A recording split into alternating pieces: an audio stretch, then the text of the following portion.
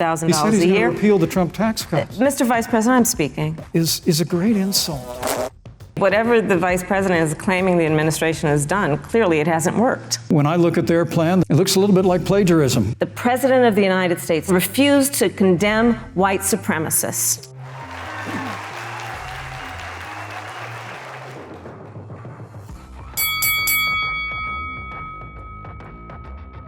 Case of Breonna Taylor. Was justice done? I don't believe so. As a former prosecutor, you would assume that an impaneled grand jury looking at all the evidence got it wrong, but you're entitled to your opinion, Senator. We need reform of our policing in America and our criminal justice system, which is why Joe and I will immediately ban chokeholds and carotid holds. George Floyd would be alive today if we did that. And with regard to George Floyd, there's no excuse for what happened to George Floyd, but there's also no excuse for the rioting and looting that followed. And refused to condemn white supremacists. Not true. And not true. It wasn't like he didn't have a chance. He didn't do it, and then he doubled down. You're concerned that he doesn't condemn neo-Nazis. President Trump has Jewish grandchildren.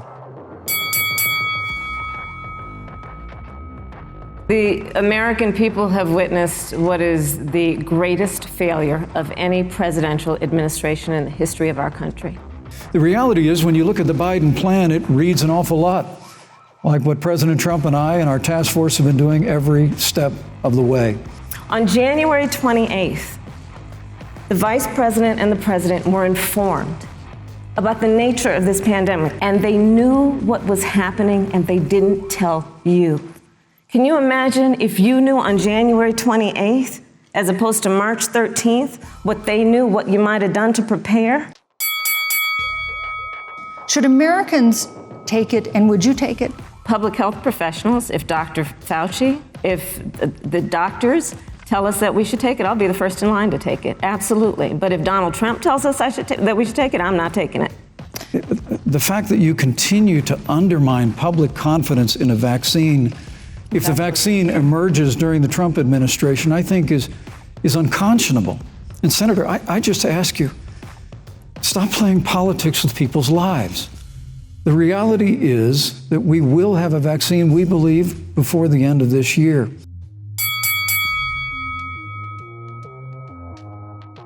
He will not raise taxes on anybody who makes less than $400,000 a year. He said he's going to repeal the Trump tax cuts. Mr. Vice President, I'm speaking. Well, wait. I'm speaking. It'd be important if you said the truth. Joe Biden said twice in the debate last week that he's going to repeal the Trump tax cuts. We now know Donald Trump owes and is in debt for $400 million. And just so everyone is clear, when we say in debt, it means you owe money to somebody. But look, Senator Harris, you're entitled to your own opinion, but you're not entitled to your own facts. And it'd be really good to know who the President of the United States, the Commander-in-Chief, owes money to, because the American people have a right to know what is influencing the President's decisions. Your party is actually openly advocating adding seats to the Supreme Court, which has had 9 seats for 150 years, if you don't get your way. I'm so glad we went through a little history lesson. Let's do that a little more.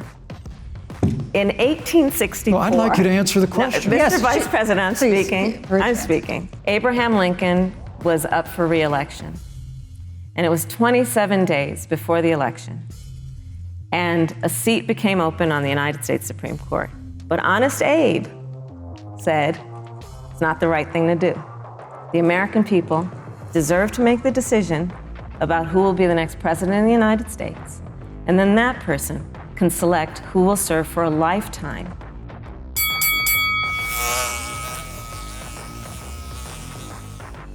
Is a great insult to the men and women who serve in law enforcement. And I want everyone to know who puts on the uniform of law enforcement every day.